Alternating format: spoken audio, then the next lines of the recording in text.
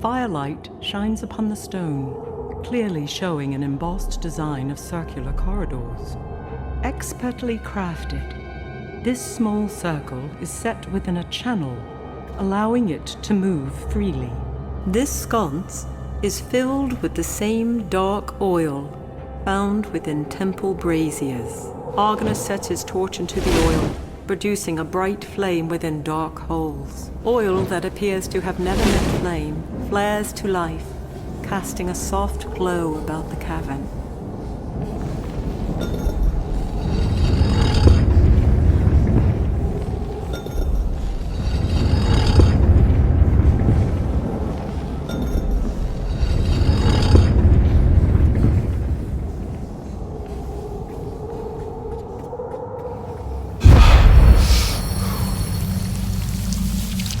Milise file caparese.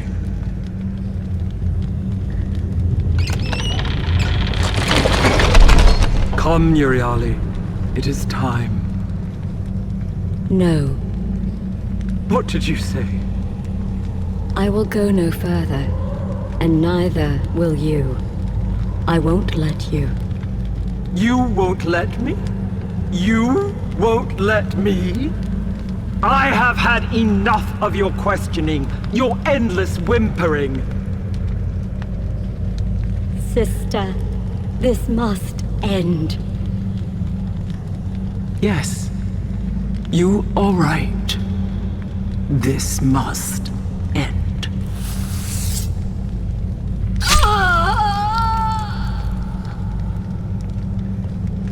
What have you done, Stheno?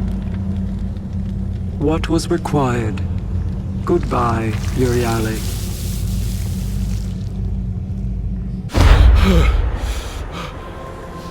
Book 4, the Penitent one. As soon as a torch touches oil, flames immediately begin to dance within the brazier. Oil that appears to have never met flame flares to life, casting a soft glow. The torchlit flame generates a small amount of heat, but offers little comfort to the wayward sailor.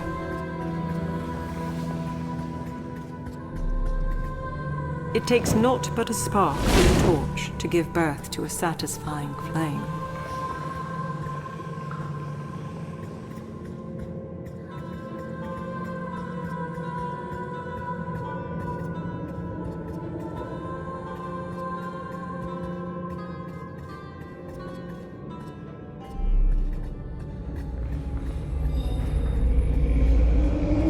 Albeit now ensorcelled into stone, there is no doubt that this creature is a Minotaur, consigned to roam these stone halls for all eternity. After a moment of concentration, Argonus unleashes the Daimon's power upon the stone Minotaur. The beast crumbles to the ground, its soul never again to maunder dark corridors. The rock in the center of this room has seen the work of a chisel, as if prepared to be a support or stand.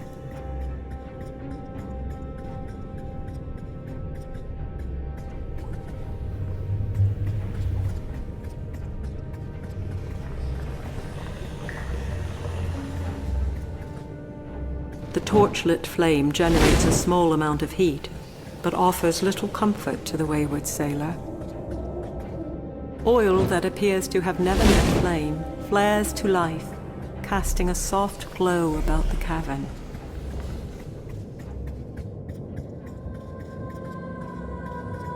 Argonus sets his torch into the oil, producing a bright flame within dark holes. This wooden door, its planks bound by iron bands, contains no handle, no keyhole. Thanks to the gift of sight granted to him by the witches, Argonus recalls and recites the words spoken by Stheno. Μίλησε φίλε και πέρασε. As the doors part, the smell of blood rises to greet him.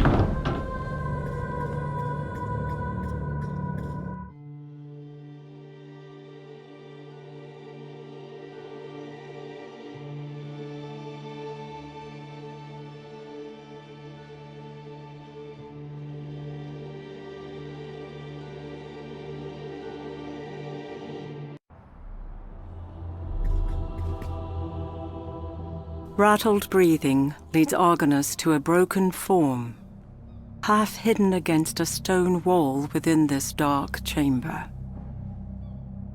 When the figure finally speaks, her voice is soft and filled with pain.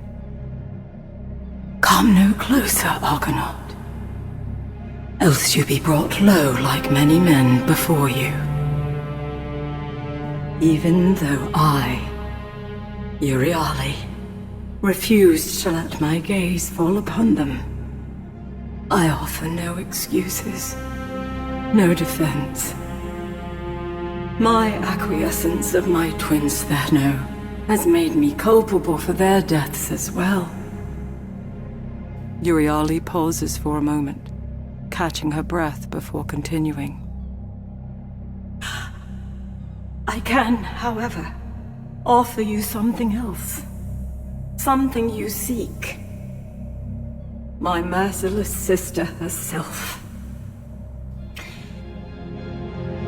Stheno has used an ancient stone to enter Hades' realm. There, she shall descend to the greatest depths of the underworld and undo that which the hero Perseus set into motion when he consorted with the gods. Stheno shall free our sister Medusa from Tartarus, the dungeon of torment." Euryale struggles to continue.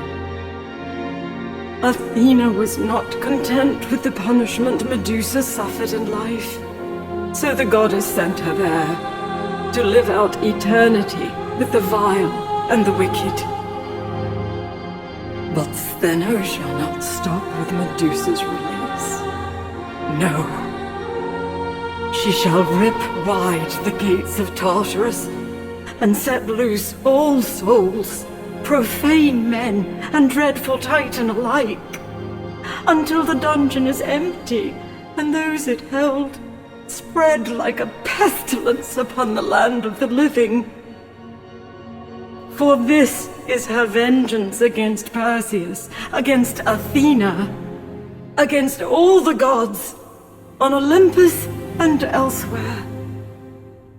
Stop her, Argonaut. Use our great horn to lure the mighty bronze giant Talos, for he can bring you to the gates of Hades' domain." Her voice raspy and fading, the Gorgon raises her head one last time. "Forgive me, Mother. Let legend lay a wreath of mercy upon my wretched brow." And with that, Euryale, the penitent daughter of the sea goddess Keto, passes from this world and into the next. The Gorgon Euryale has followed her sister into the underworld, albeit on a different path. Forged in bronze, this large cog is well struck and extremely heavy.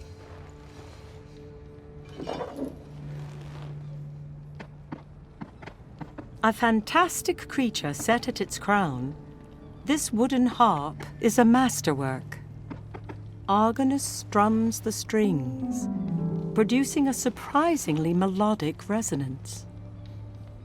Made of obsidian, this stone is not only smooth, but warm to the touch.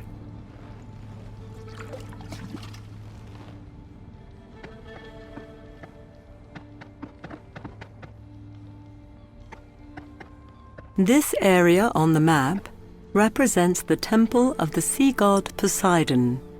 At first glance, this boat appears to be nothing more than a child's toy. However, upon closer examination, it is quite familiar. 'Tis the faithful Argo. His hand shaking, Argonus moves the model of his father's ship from shallow waters to the beach surrounding it.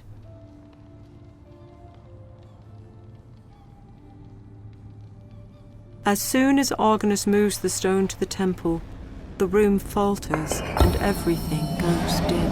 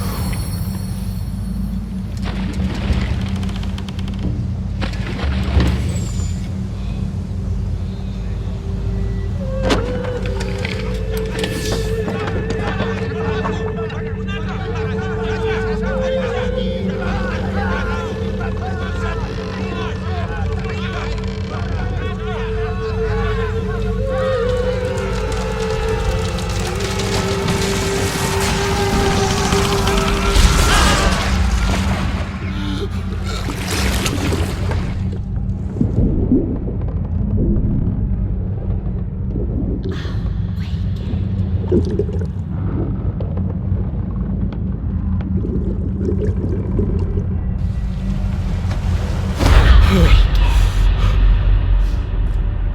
Argo, built by Argus of Crete, brought to ruin by the Song of Sirens, beached by the hand of a sailor. Both the turtle-shelled body of this lyre and its threaded strings are covered in sea salt.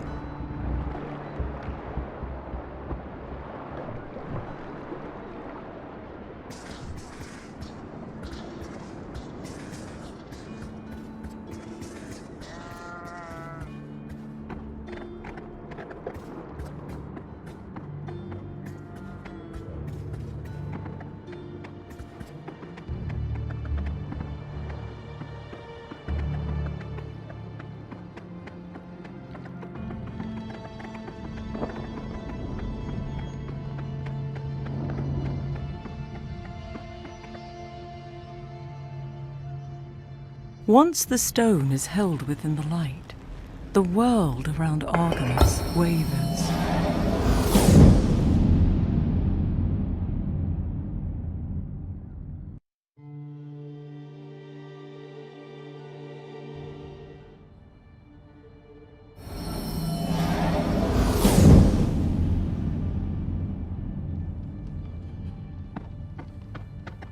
Which god is worshipped within this temple is both curious and unclear. As soon as Argonus moves the stone to the temple, the room falters and everything goes dim.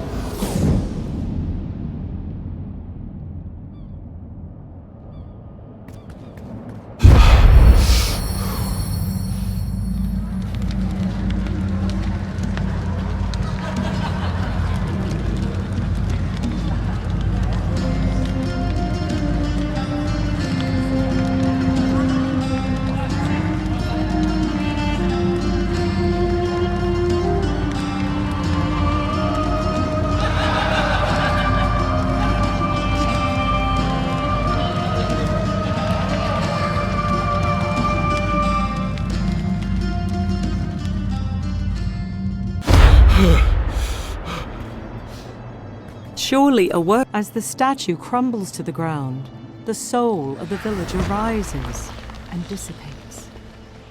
Argonus watches in awe as he simultaneously destroys the stone body and frees the soul trapped. Argonus calls upon the power of the diamond, turning the stone statue into nothing more than dust.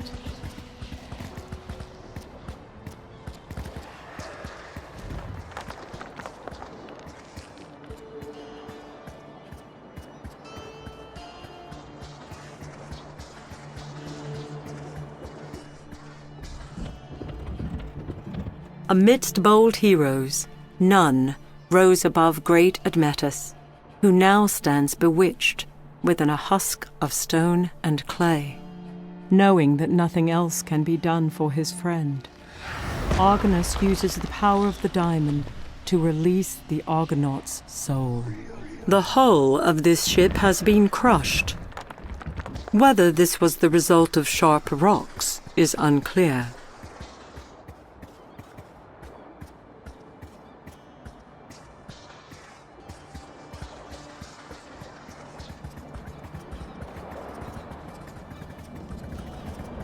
This grand statue would be easily recognized by any man. 'Tis the god Apollo. Argonus is unsurprised when the sculpture of Apollo stirs.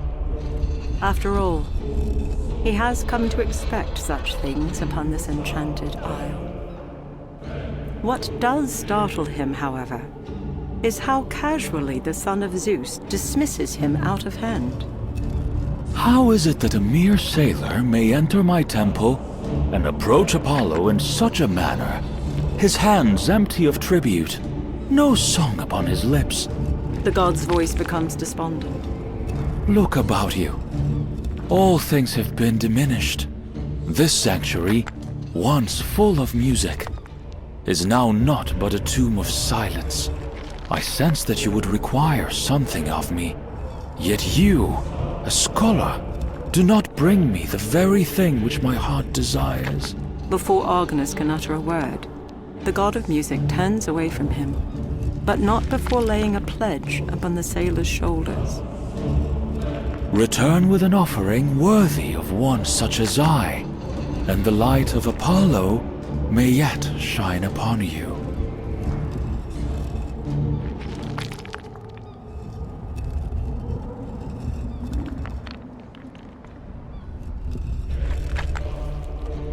As soon as Argonus lays the lyre at the feet of the statue, the god of truth and prophecy awakens once again.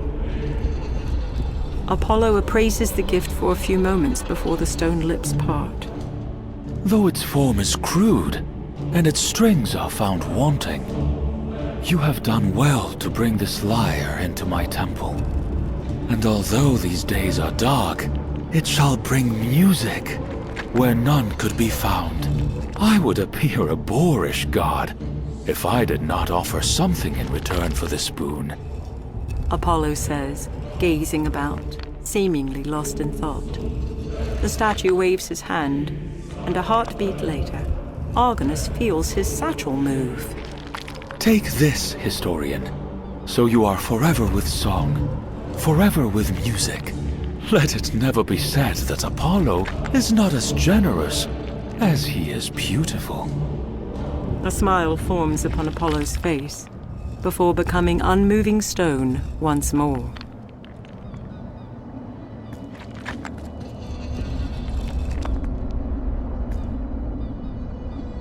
Once the stone is held within the light, the world around Argonus wavers.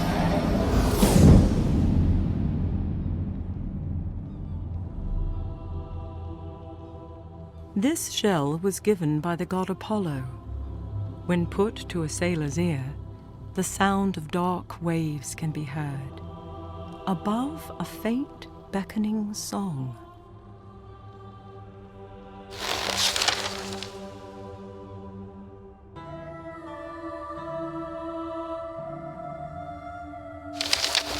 Not once, either within dream or vision, did this sailor of broad seas and salted winds foresee such a thing. Under a foreboding sky, my burdens were lifted for a heartbeat, carried aloft upon snow-white wings. Though his form I had never before beheld, nor was the beast yet ascribed to legend, a name entered my mind. Whether granted by god or goddess, I know not. Only a name, Pegasus. But should I find such soundless words curious?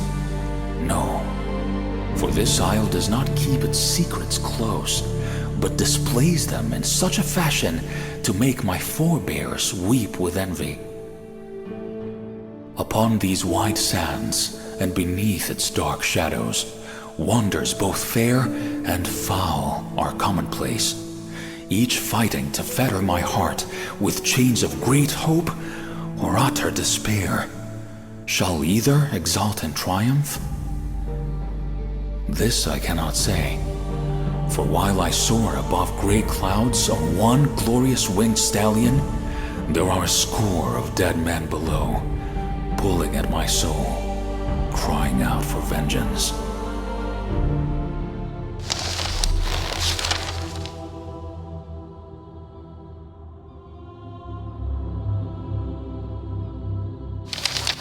I am a fool, wandering in a desert, muttering words of salvation and revenge through parched lips.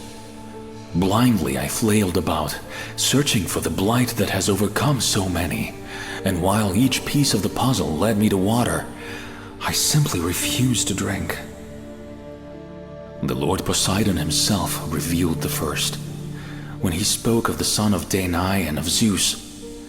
And while I knew this to be Perseus, I failed to recognize Poseidon's anguish was not bound to the death of his servants, but rather his lover, Medusa. Then the twin Gorgons, whom I had seen in a great vision, while protected from the effects of their dreadful gaze by the eye of the Grey Eye. Did repentant Euryale not say that she wished to mourn her sister in peace? It is now obvious that she spoke of Dread Medusa, a woman that legend reveals fair Athena once cursed to wear a brow of vipers and turn men to stone. The goddess herself, when first met, readily admitted her hand stirred the waters of spite and vengeance. Now I see clearly that this sailor must do more than prevent the death of his shipmates. I must stop this dread ripple from becoming such a great wave as to pour unhindered from Hades' realm and drown all I hold dear.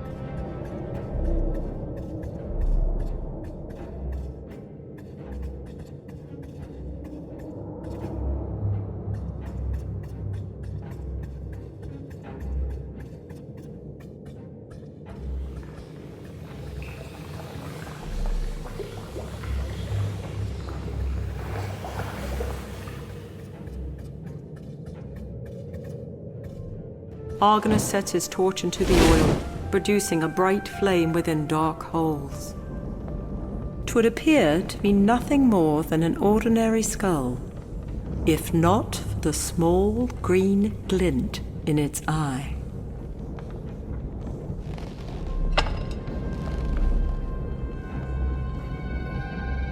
While the bleached skull itself would seem common, the vision that appears when touching it is anything but.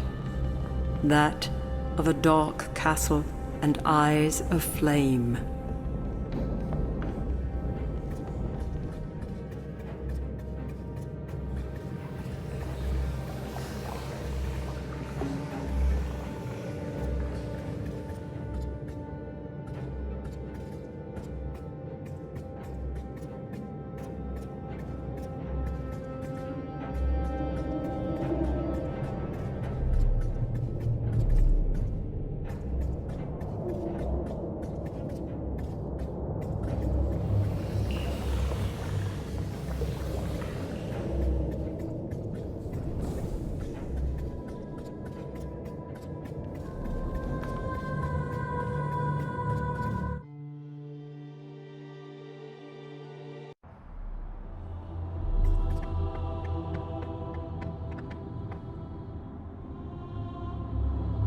As soon as Argonus moves the stone to the temple, the room falters and everything goes dim.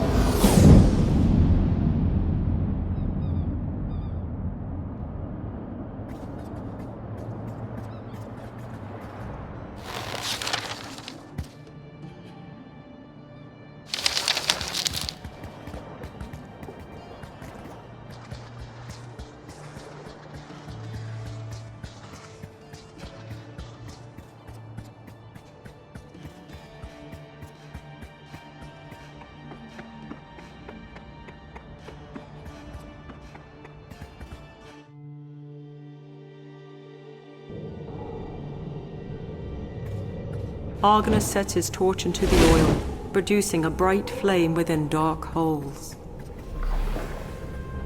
As soon as the oil catches, shadows begin a mesmerizing dance upon the stone walls. The oil takes a moment before catching, begetting a fine fire.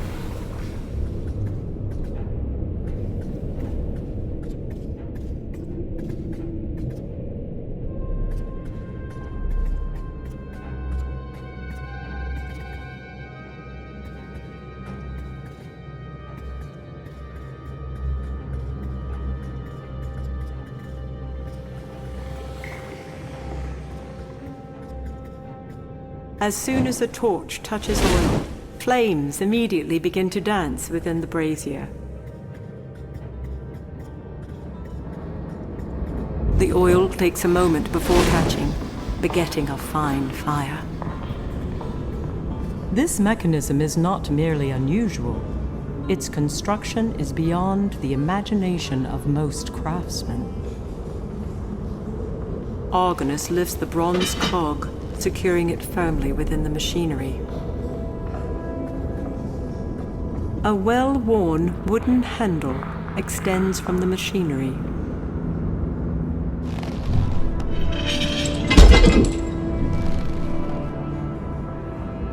Argonus pulls the wooden handle, and with a groan of protest, the platform beneath his feet begins to move.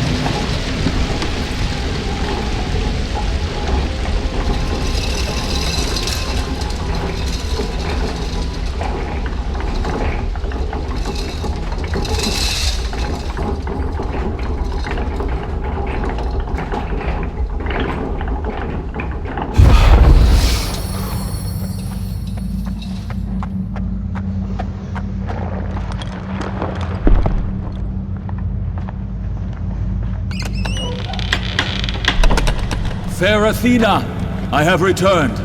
Reveal yourself to me, as your servant awaits. I am here, Perseus. Do not be afraid. Did you accomplish the task I set before you? I have, my lady. The Grey Eye revealed the location of Hera's nymphs, who in turn provided me with the sack you see before you. And what of the other labors? I have fulfilled them as well. Winged sandals from Hermes, a dark helm from Hades, and from your father, a great sword. Well done, Perseus. But even all of this will not be sufficient to cleave Medusa's head from her shoulders. A final gift, a polished shield of gold. Use it wisely, else the Gorgon's gaze shall be your downfall. Now go, my warrior, and finish it.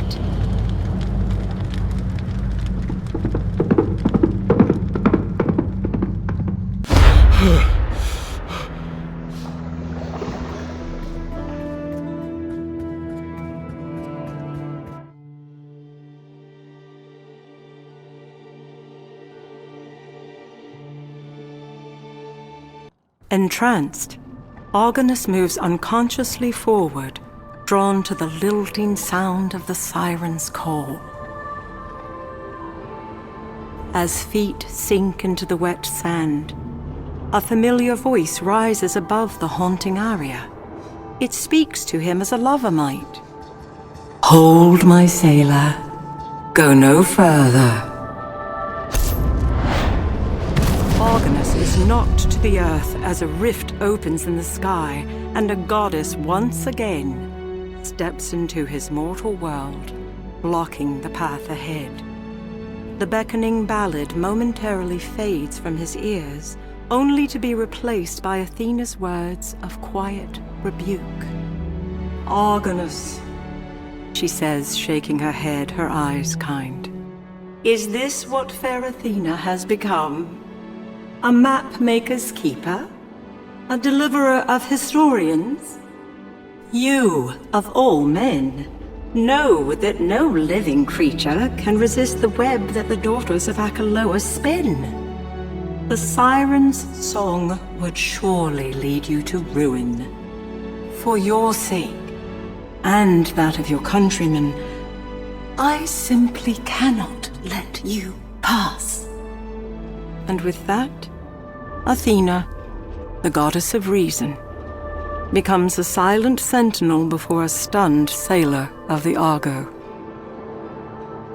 Barring the path ahead is glorified Athena, virgin daughter of Zeus himself, savior of Argonus, son of Argus. She will let no mortal man pass, only to fall victim to the Sirens' bewitching song. Though salty mists shroud their form, there is no denying the women upon the rocks. For even from here, the lure of the Siren's song is strong.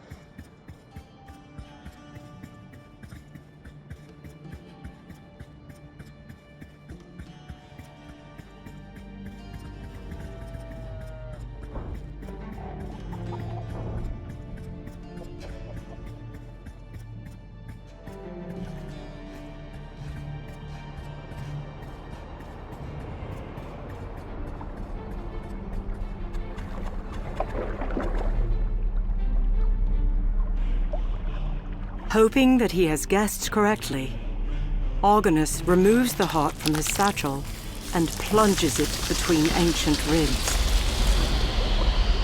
Sensing its master, the skeleton turns hollow eyes toward the sailor, beats sword against shield, and obediently follows.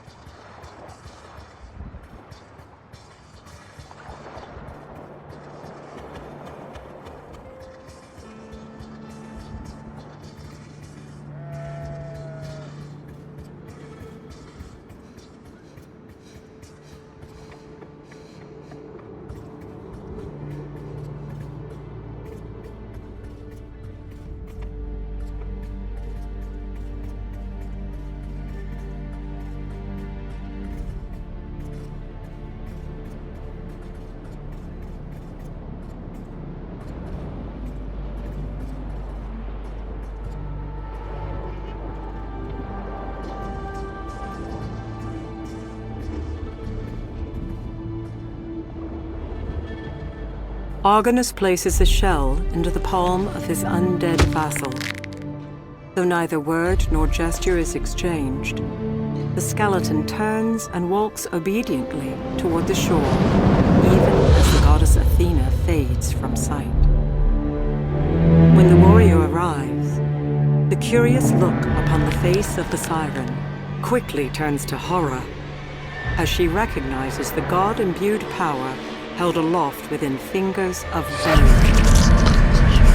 The songstress's eyes grow wide as the fetters of her enchantment break, and her sultry voice wavers.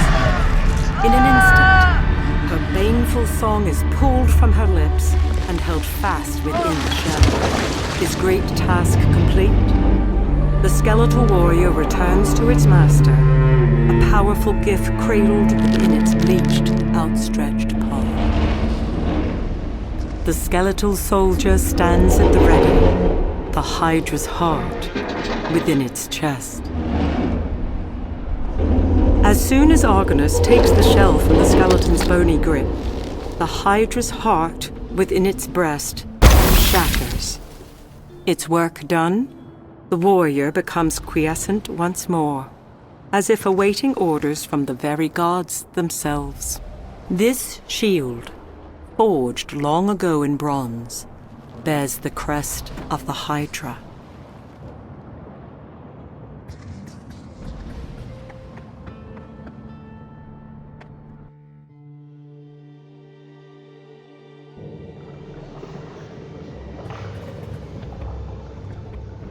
The torchlit flame generates a small amount of heat, but offers little comfort to the way.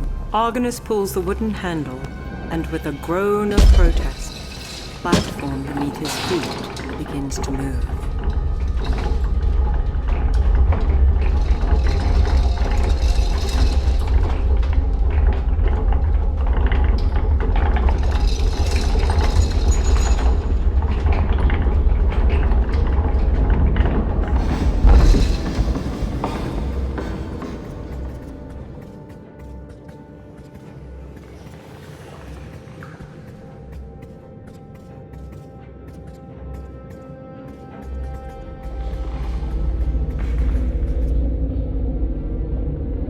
Argonus removes the buckler from his back and carefully places it on the floor.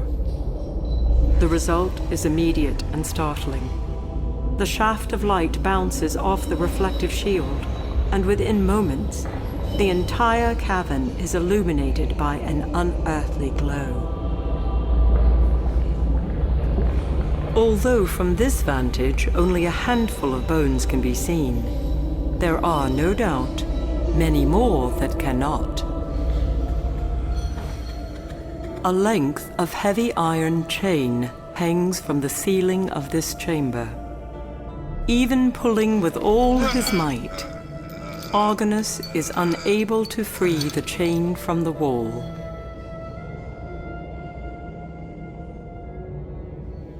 The rusted chain is no match for the enchanted sword.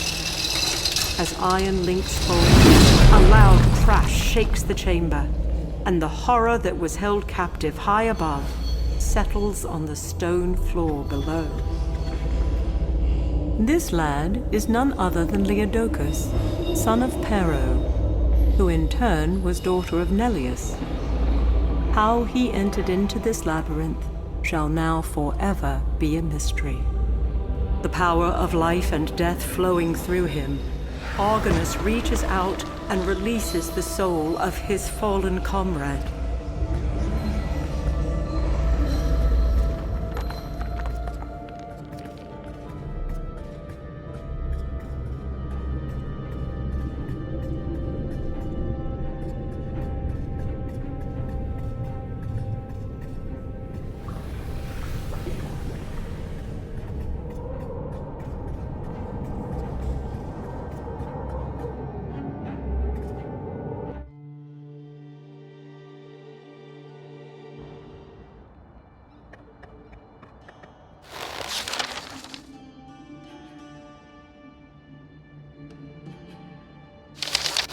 Though these words may never reach the shores of Crete, I will not tarry in my writings, nor shall I abandon all hope. For despite my frailties, my foolish nature, I have found favor in the sight of the gods themselves, and one in particular, a goddess. Who am I that fair Athena would appear before me, clad in glory, full of providence and grace?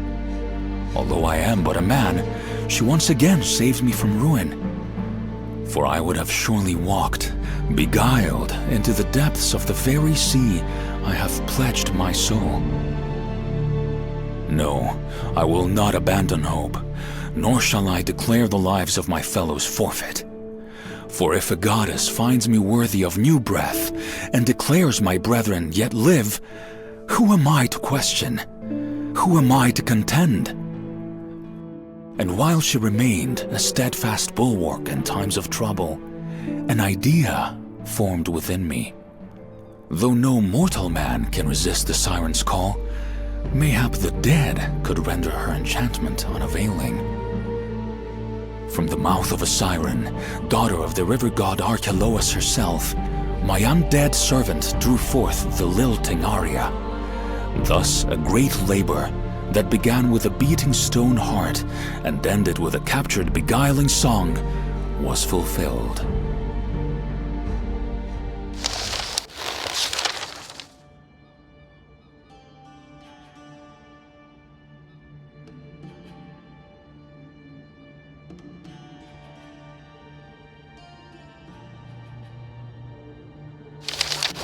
I have ventured deep into the mountain, through twisting corridors made of stone, lit by nothing more than the shifting light of my faithful torch and the scarce oil-filled vessel.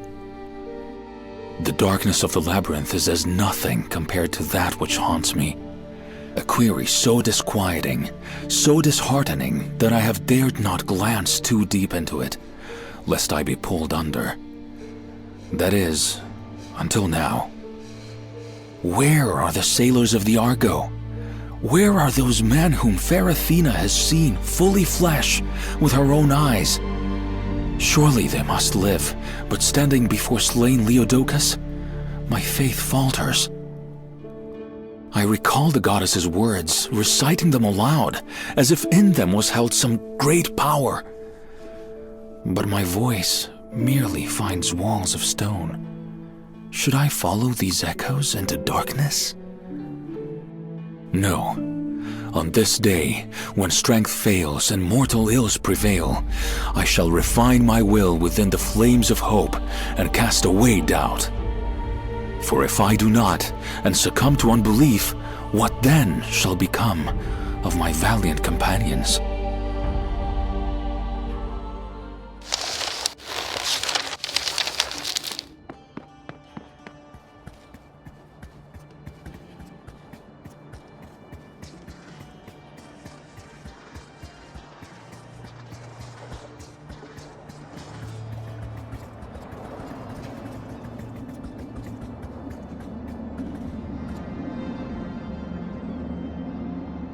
Once the stone is held within the light, the world around Argonus wavers.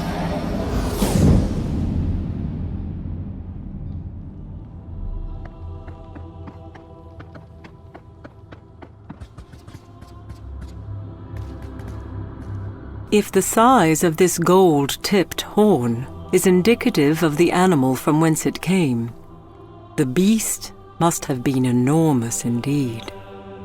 Remembering Euryale's dying words, Argonus holds Apollo's gift to the mouth of the massive ram's horn.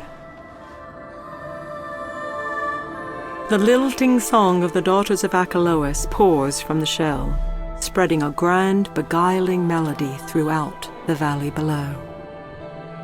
Within moments, the mountain under Argonus begins to rumble, and the sound of resounding massive footfalls can be heard over the haunting din. Although he has witnessed many events that no other living mortal has beheld, still Argonus's heart is filled with a terrible awe as Talos appears through the sea fog. Drawn by the Sirens' call, the bronze giant moves steadily, striding toward the mountain until its massive head fills the arched windows of the Gorgon's lair. Before becoming completely still, Talos extends his hand as if in invitation.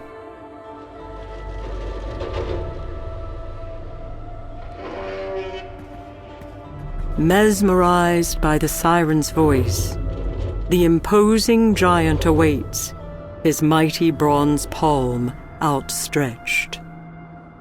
Sensing a finality to his quest, Argonus does not disappoint the giant. With a deep breath, the sailor steps hesitantly onto the immense bronze palm. Argonus girds himself, as if bracing for the crash of a mighty wave, and great Talos turns from the mountain and begins moving once again. As the giant lumbers, far above the dark sea below, the air around Argonus becomes heavy, and the skies part at the bidding of his guardian goddess. Athena, once again revealed in glory, smiles as she speaks. Argonus, my hero, my warrior, You have done what no man has done before you. Yes, you are nearly there. But where you now go, fair Athena cannot. Do not lose heart, for my promises are true, and your brethren await you. Again I say, do not despair, for you have proven yourself time and again, and neither Stheno nor the gates of Hades' realm can hinder you. The goddess lifts her hand in a final blessing as the rift closes about her and she fades from view. Fare thee well, sailor of the Argo. Fare thee well.